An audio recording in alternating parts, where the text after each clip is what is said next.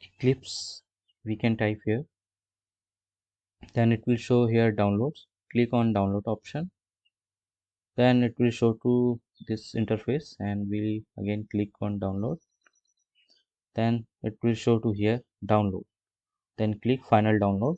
You will get the software from here. Okay, yeah, so your download has been started. Okay, download has been completed. Now double click on this downloaded software exe file. It will take time. Yeah, it started opening. Yes, now what you are going to develop with Eclipse? Suppose you are going to develop Java, C++. So I'm going to work with Java. So click on install again. Okay, so yeah, click on install, accept it. It will take some times. Okay, launch. Click on launch, then it is opening the IDE.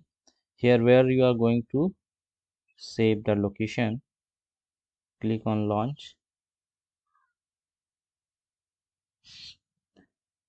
then this will be our final interface of Eclipse.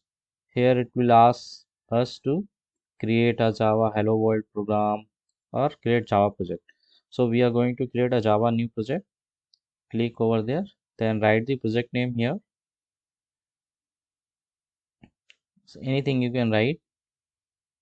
Okay, so I'm writing Java underscore program. This is my project name. Then click on finish. Create one module, it will get created. So this module no need, I'm going to just delete. Okay, so in src file we need to create, first let me delete this.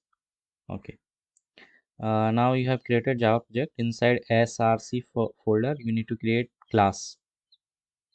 Write the class name here.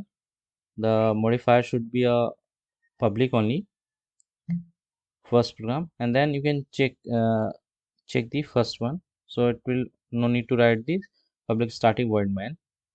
Okay, so it had auto generated code we got. Now you can write something here uh, for printing the first program hello world. You can write sys out, then if you press control space it will automatically give the full syntax of the system.out.println.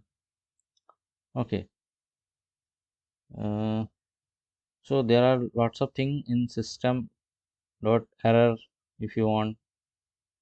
So I'm going to print the system.out.println.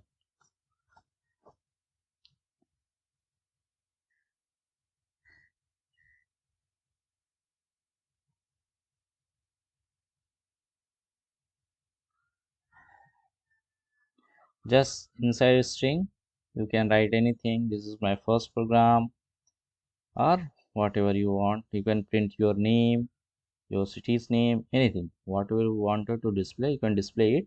Then once you will write the program, just control S for saving if you want, and then you need to click on run button. It will run your program and you will get output. Thanks for watching this tutorial. Thank you.